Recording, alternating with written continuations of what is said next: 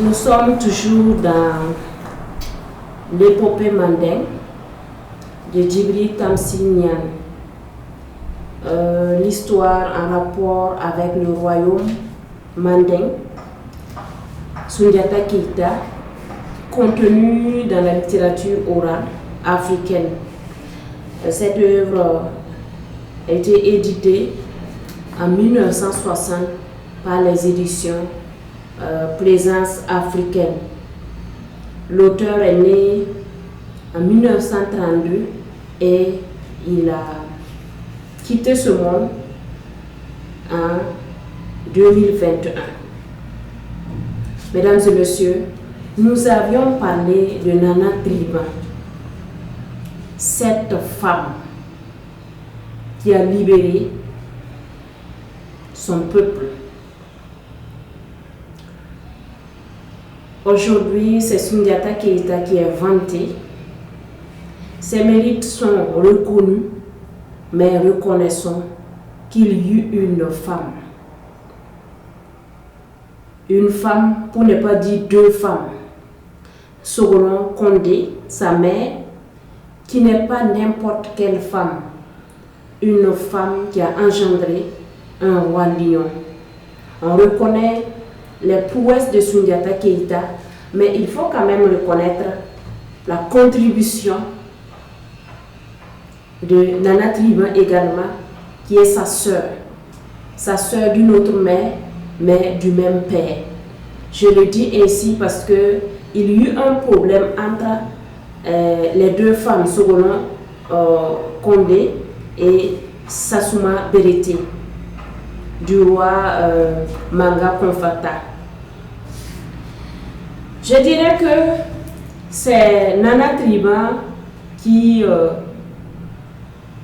a été envoyée chez Soumaoro de force par les liens du mariage, qui a pu obtenir des informations, le secret en quelque sorte comme Samson et Dalila pour son peuple.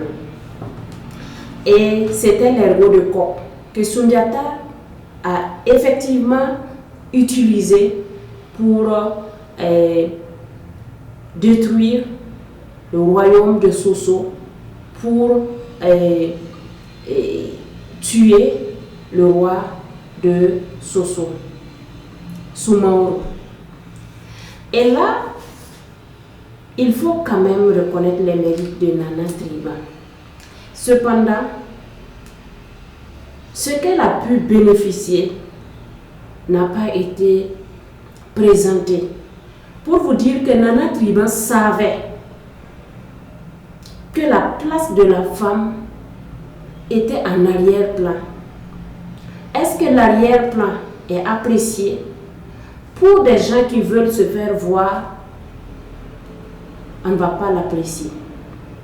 Mais pour une femme qui connaît sa valeur, qui sait soumettre des rois comme Soumaoro Kandé, son arrière-plan lui plaît. Parce que quand elle veut quelque chose, elle l'obtient. L'arrière-plan pour la femme est apprécié par des femmes de profondeur, par des femmes qui se connaissent, par des femmes qui savent qu'elles peuvent obtenir ce que n'importe quel homme ne peut obtenir, et même des guerriers ne peuvent obtenir. Parce que Soundiata Keïta, malgré ses prouesses, malgré ses stratégies, malgré ses nombreux devins, ne pouvait pas vaincre le roi de Soso. Donc, Nana Triba, femme tenue en arrière-plan après la victoire, savait qui elle était. Donc, il n'y avait pas de débat. Son rôle, elle le savait, c'était de pousser des hommes, et c'est d'ailleurs le cas de Sogolon Kétu, pousser un homme, ceux qui sont faits pour s'afficher, pour recevoir des honneurs, des hommages au sommet. Il y a des femmes, par exemple, qui refusent de soutenir leurs hommes parce qu'elles se disent au sommet, elles ne seront pas reconnues. Ce sont des femmes qui n'ont pas la mentalité d'un royaume, qui n'ont pas la mentalité des princesses, qui n'ont pas la mentalité des reines. Parce que l'homme sait que sa force réside à quelque part. Et c'est généralement en la femme. Mesdames et messieurs, c'est grâce à Nana Triban que Soundiata Keita, à un moment donné,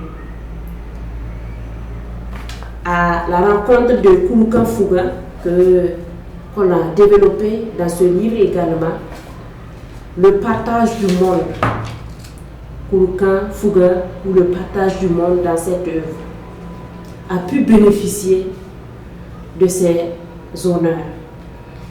Écoutez ce qu'on dit de Soundiata Keita, mais pas de Nana Triban, qui est peut-être à quelque part en train de se réjouir. Parce que c'est elle le pilier de cette victoire-là.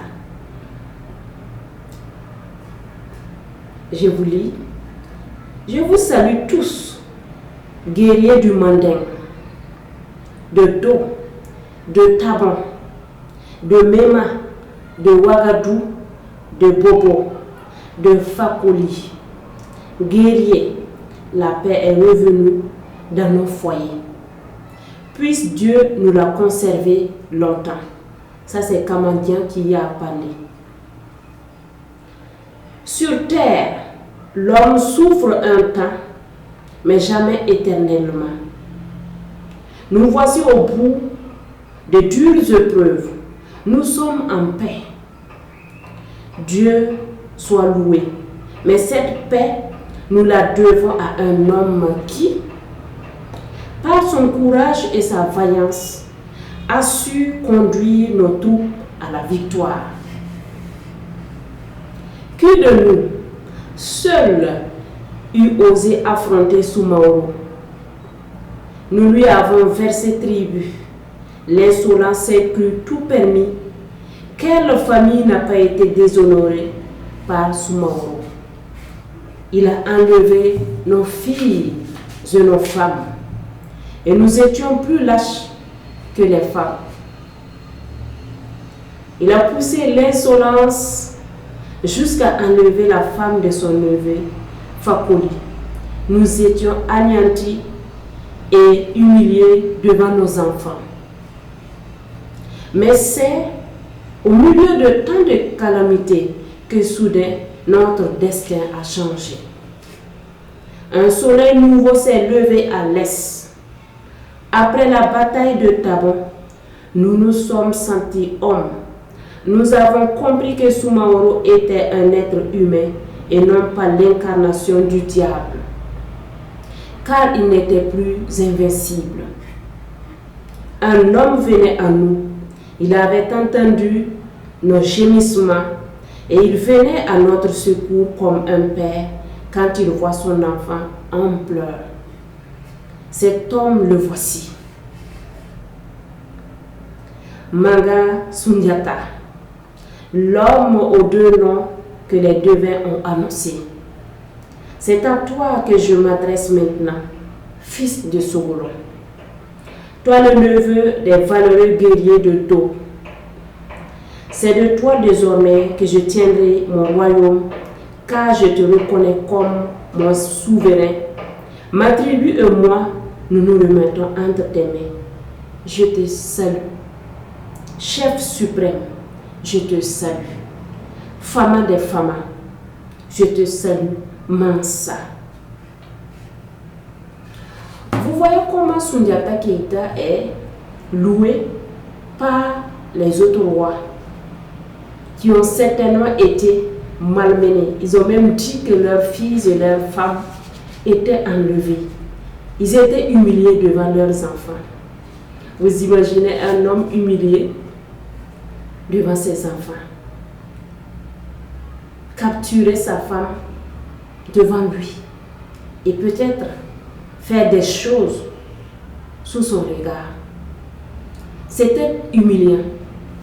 C'est ce que Nana Driban a pu voir. Il a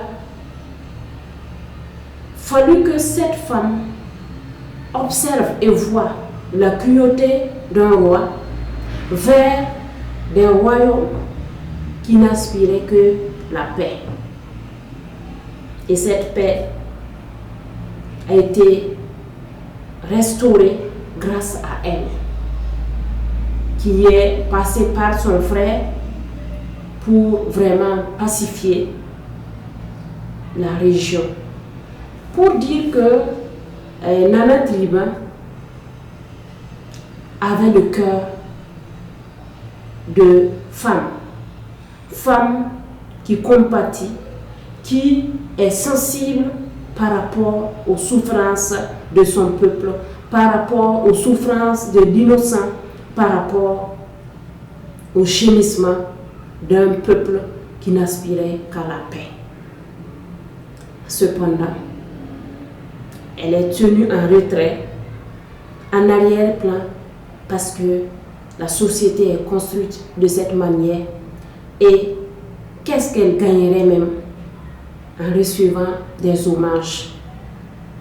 Parce qu'elle n'est pas faite en ce moment pour le combat, mais pour des idées, pour des secrets, pour les encouragements. Mesdames et messieurs, c'était avec vous, Dr Pauline Ouédraogo, le rôle de la femme dans les conflits. Les femmes jouent un grand rôle. Son rôle peut être pour le bonheur de la société comme pour le malheur de la société. Voilà pourquoi il est important de bien éduquer les filles, de leur donner vraiment ce cœur de patriote, de royaume. Elles doivent pouvoir revenir avec quelque chose. Elles doivent pouvoir accompagner ceux qui sont dans des situations difficiles en temps de guerre. Elles doivent apporter des solutions. Elles doivent contribuer à la libération de leur peuple. Je vous remercie.